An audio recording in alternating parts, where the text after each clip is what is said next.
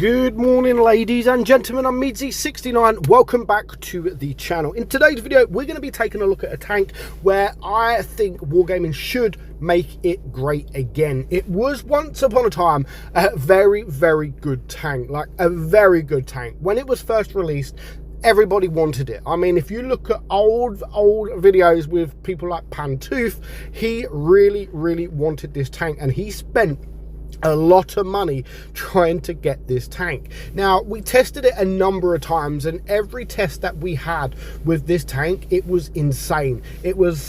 When it was first tested, it was honestly one of the best tanks in the game. Then, of course, Wargaming realized, yeah, it's too strong, so we're gonna nerf it and we're gonna test it again. We tested it about 3 or 4 times. So yeah, that's how many adjustments they had to make with the tank. But over the years, it kind of hasn't been given the love that I think this tank should have been given. Now, a long time ago, there was calls for this to be a French medium line. And everyone thought that's what was going to happen with this tank, the AMX-30B. And of course, you've got the Tier 9 Premium, the AMX-30 prototype. That could have been the Tier 9. So yeah, we all thought that this was actually going to be in the French tech tree, but it wasn't to be, and we have it as a premium instead. But over the years, it's not been that great, to be honest. There's a lot of mediums around Tier 10 that have sort of been buffed, changed, made stronger, sort of all that, where the AMX-30B has kind of just been left. And it is a shame, because I definitely think Wargaming need and should make the AMX-30B great again. Now, we're going to look at the stats, and then we are going to get into a game. So your turret is 170 millimeters thick. So the turret is not bad, but it does have a massive hatch on top, and that's why I always used to say the Tier 9 version, the 1ER, is so much better than the 30B, because it doesn't have that big hatch. So if Wargaming kind of removed the hatch or made the hatch like super strong, kind of like the E4 hatch,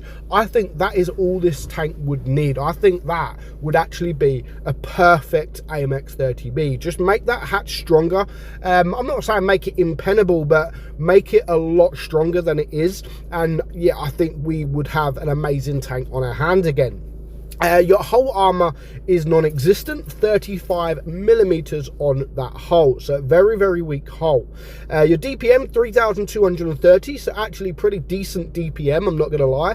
That is just a 6.5 second reload. Your penetration is 270.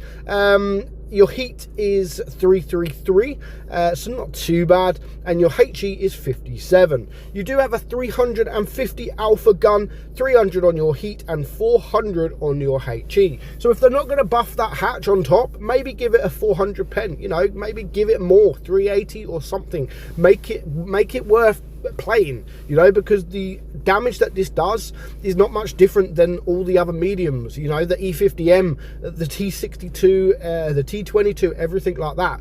But I would rather play them all day long than the AMX-30B. Your aim time 2.8, so that's actually very good. The same as your gun dispersion, 0.290, very good, and a very good gun depression at 10 degrees. So all that's, you know, all stat wise, the tank actually looks pretty decent. 65 kilometers per hour speed as well. It's just, you know, it just needs love. I think it just needs some love. I don't know exactly how. Like I said, yeah, you could give it more alpha. You can buff that hatch. Either one of those, really. I think that this tank would be great again. And honestly, I do think Wargaming do need to give these premiums love, because why would people want them? You know, they're going to sell the AMX-30B for 15 to 20,000 gold, but why would you want to play it when I could just go and play an E50M that's much better? Or maybe even a Leopard 1, that's a premium tank that is, in my opinion, much better. That's my opinion. There are going to be obviously people that disagree with my opinion, and that is absolutely fine. But I just think over the years, you know, considering how this tank was when it was first released to what it is now, it's just hardly ever played. And we'll look at how many players are playing this tank at the end. But let's get into a game. it's not a bad game, to be fair. And yeah, there's, like I said, there are some struggles with the tank, and mainly it has 10 degrees of gun depression. Like I said, it has 10 degrees of gun depression, but even if you're on a ridge, if you're using that 10 degrees of gun depression, you still have that massive hatch. I mean, look at the size of that hatch. Honestly, it is absolutely massive, and people will automatically try to go for your hatch. So other than that, honestly, like I said before, the stats on the tank are pretty decent, and you can have good games. I mean, you can still pick up big damage on this thing. Just because I'm saying it's not as good as it used to be, I'm not saying it's a really bad tank. I'm not saying that by all means.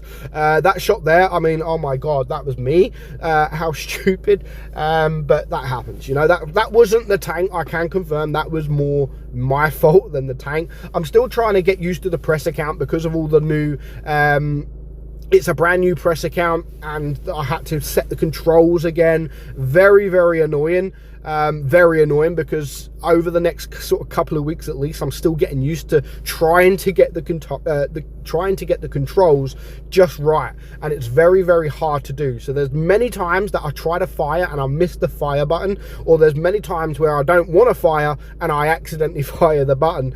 So yeah, very, very annoying, but I get there. I will get there eventually. So 2.5k damage at the moment. I do get set on fire. Again, my own fault. I should have been looking behind me, which I wasn't. So I literally lost all of my hit points. That now makes me a one shot. But, you know, I'm not too bothered. We're almost up to 3k. It's 5 versus 2. We're all pushing. We've all got plenty. Well, there's plenty of hit points to go round.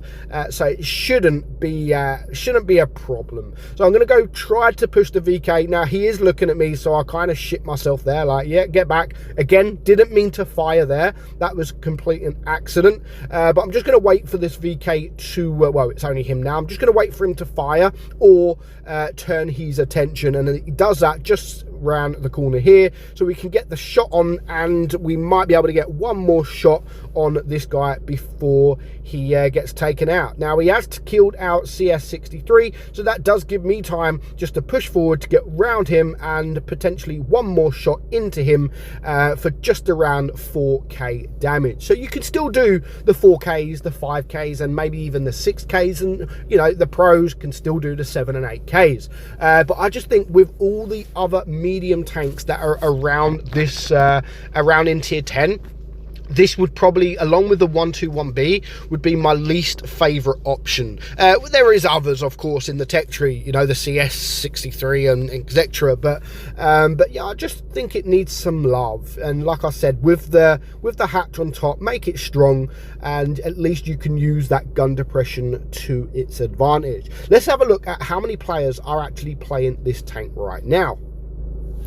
So there are still quite a few players, to be fair, 2,385 players that are playing this tank. So, you know, that's more than I thought. The survival rate, I mean, let's just compare it to a tech tree tank. Let's compare it to, what should we compare it to? Let's compare it to something similar. Let's compare it to the Leopard 1, because it's very similar to the Leopard 1. Now, as you can see, the DPM is massively more on the Leopard 1. The penetration is more, the alpha is more. I mean, everything. The caliber is the same, everything. The shell velocity is like almost double.